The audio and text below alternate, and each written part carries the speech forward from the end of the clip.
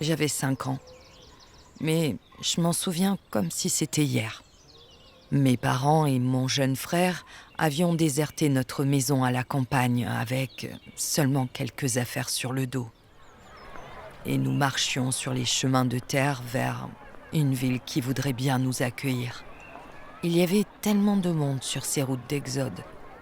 Comme nous, d'autres paysans fuyaient la campagne où s'était installé un climat de violence. Ça avait commencé quelques années avant ma naissance, avec la révolte des paysans contre les grands propriétaires terriens.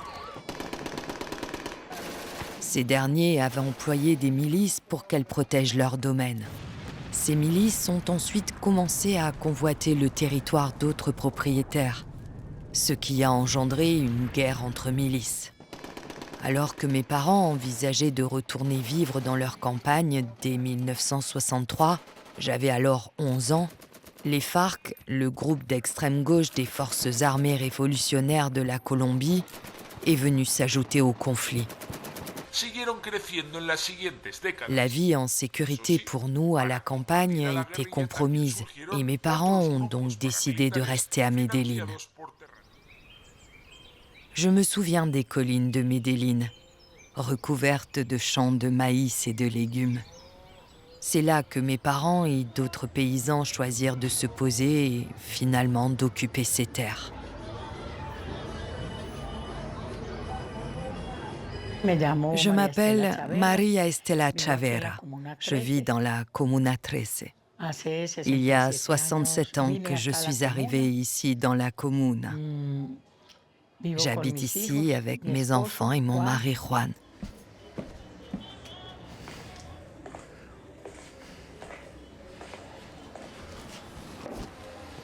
Je m'appelle Juan Castillo et je vis depuis 46 ans dans la Comuna. La violence était intense, mais je ne suis pas partie, je suis restée ici. J'ai vécu une vie très dure parce que j'avais des enfants en bas âge. La guerre que l'on a subie ici dans la Comuna a été très dure, effrayante. Notre vie se résumait à travail, maison, maison, travail. Il y a des femmes veuves ici, dont les maris et les enfants ont été tués, victimes de la violence. Ils ont tué leur mari. J'ai perdu beaucoup de proches, victimes de balles perdues, d'explosions. Certains ont été assassinés.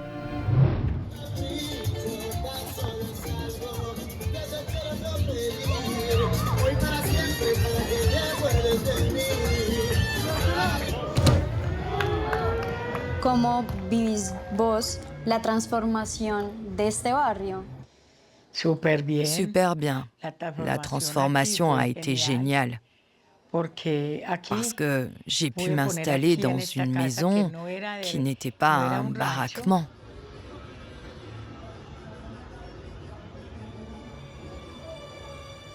La Comuna 13 à Medellín attire aujourd'hui des milliers de touristes du monde entier chaque jour. Comment Estela a-t-elle pu se reconstruire après cette vie de trauma? Comment sa propre reconstruction a-t-elle contribué à la transformation de la Comuna 13?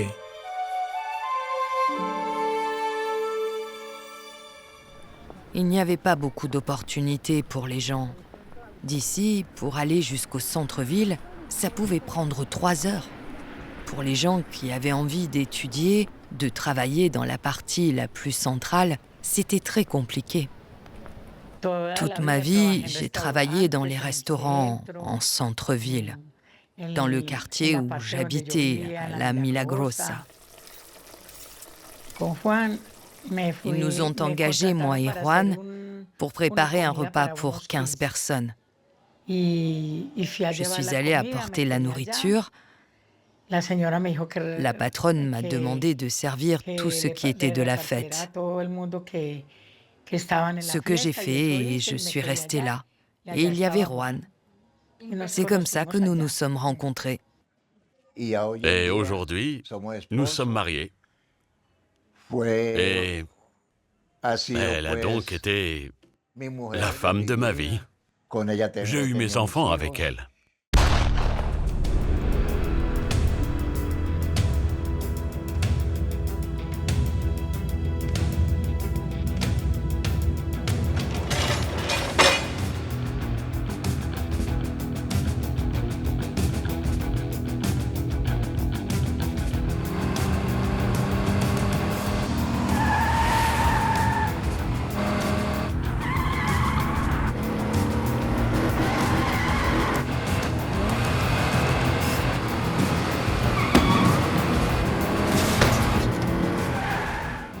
Dès le début des années 80, Pablo Escobar avait pris le contrôle de la ville. La Comuna 13, c'est la comuna la plus proche de la partie pacifique et de la partie atlantique.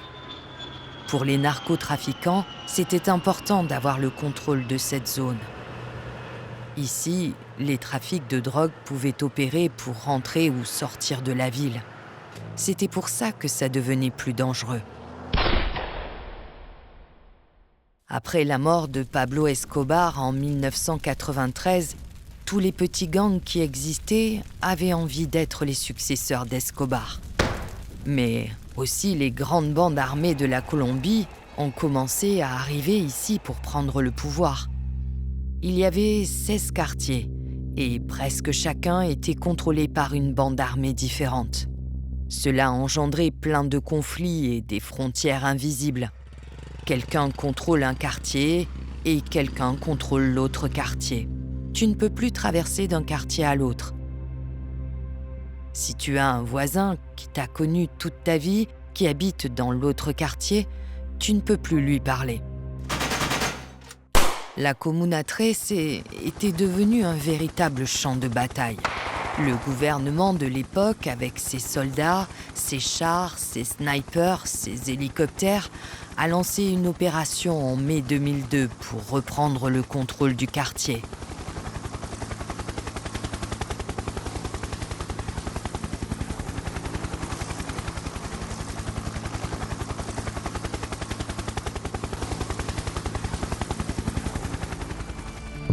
Une deuxième opération a eu lieu le 16 octobre 2002, avec 1500 militaires. Ils ont fermé toute la comuna, afin de mettre la main sur toutes les ressources de la guérilla. Ils entraient dans les maisons en cherchant ceux qui travaillaient pour la guérilla, qui détenaient des informations ou qui cachaient des armes. S'ils ne trouvaient rien, ils disaient « Ok, barricade-toi ».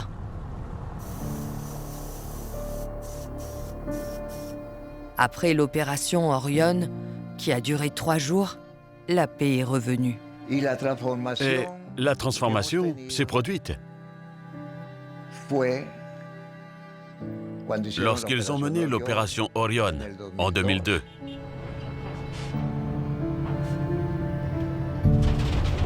C'était l'endroit pour décharger les débris des constructions.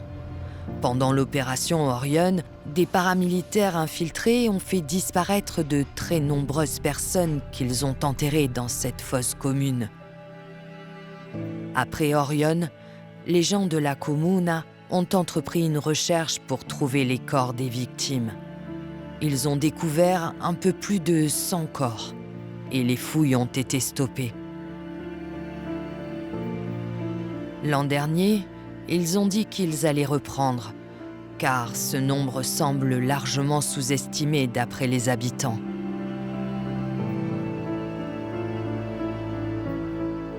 Génial. Ils se sont débarrassés de ces gens. Je n'aime pas ce que tu dis. Non, pourquoi? C'est la vérité. C'est faux. Ils se sont débarrassés de ces gens, nous sommes restés et cela a rendu nos vies meilleures. C'est ce que je vais dire. Non? Comment le dire alors? Yo puedo volver a hacer la pregunta y la puedes responder de otra manera. Ok. Cela a pu se passer autrement. Ne dis pas qu'ils ont éliminé ces gens. C'est faux. Ok. Non, la transformation a été très cool. Aujourd'hui, nous vivons, nous échangeons. La guerre contre le travail, contre la paix, contre quelque chose. Mais rien de tout cela.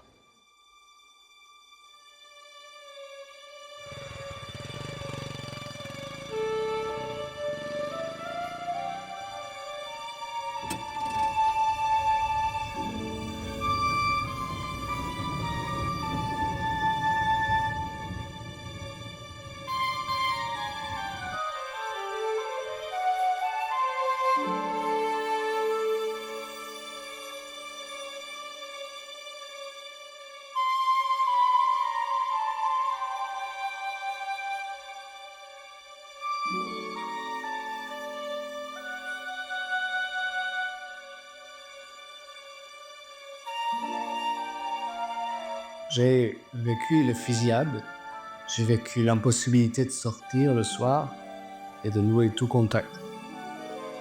Pero la operación oriental, como dice, me tocó pero muy chiquito, tenía 1 año, 2 años.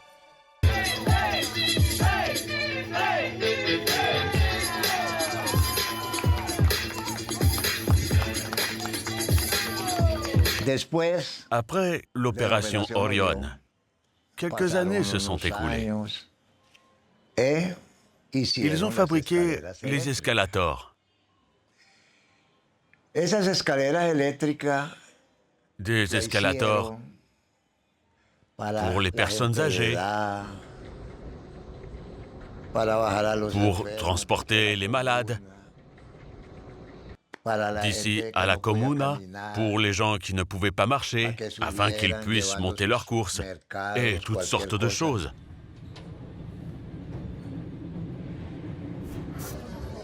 Des artistes qui voulaient témoigner à travers leurs tags sur les murs ont été abattus pendant cette révolution. Sur le même terrain de football où nous étions tout à l'heure, je les ai vus une fois décapiter un jeune homme qui n'avait pas payé son droit de passage. Et ils se sont mis ensuite à jouer au football avec sa tête. La présidente de l'association a retrouvé le corps de son fils sur le pas de sa porte. Las Berracas est une association dont le nom signifie « femme forte et courageuse ». Toute ma vie, j'ai travaillé dans des restaurants. Nous nous sommes battus pour ouvrir ce petit restaurant. Et il représente aujourd'hui la solidarité, la débrouille et notre volonté d'avancer. Pour moi, la transformation, ça a été le travail. Pour moi, lorsque j'ai rencontré Las Berracas. Ce groupe de femmes et ce projet m'ont aidé à m'en sortir. Quand il pleut, du fait qu'il n'y a pas de fenêtre, le restaurant est trempé. Ces femmes ont aujourd'hui leur petit commerce autour des escalators. Nous travaillons ici, à la maison, avec une de ces berracas qui s'appelle Estela Chavera. Ces escalators nous ont beaucoup aidés pour le tourisme. Que demander de plus à la vie? Grâce au tourisme, nous avons du travail. Le travail en cuisine, le travail tout autour dans la comuna que ça nous apporte, autour des escalators pour accueillir les gens.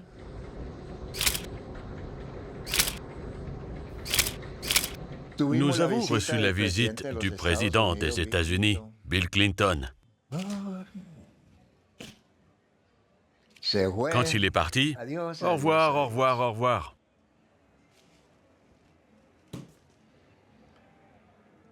Cela a débuté par la venue de quelques touristes dans la Comuna 13. Cela a rendu plusieurs femmes toutes nerveuses. Et elles commencèrent alors à s'organiser. Quoi? Il y a des touristes qui viennent ici? Il faut qu'on trouve quelque chose à leur vendre.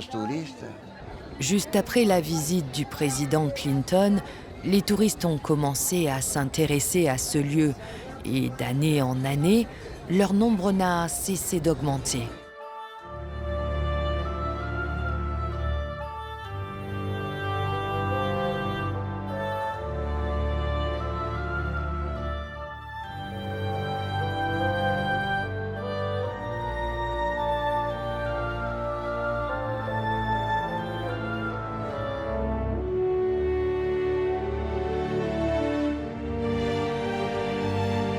Este arte callejero representa para nosotros una nueva vida, una vida donde nosotros nos vamos, como quien dice, en un enfoque. Nos dirigimos por un camino solamente, que es el breakdance, que es la cultura urbana. Y acá el grupo es The Power of Life.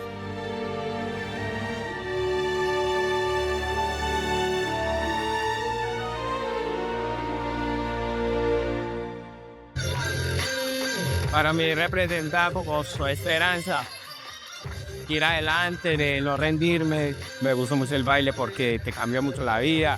de la forma de pensar y la forma de convertir a los otros jóvenes. Cette transformation s'est faite parce qu'il y avait des gens humbles, des gens qui ont travaillé.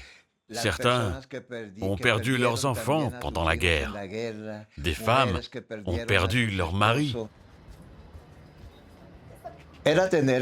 Mon rêve était d'avoir ma propre maison, où mes enfants pourraient dormir, où nous ne paierions pas pour sortir de chez nous.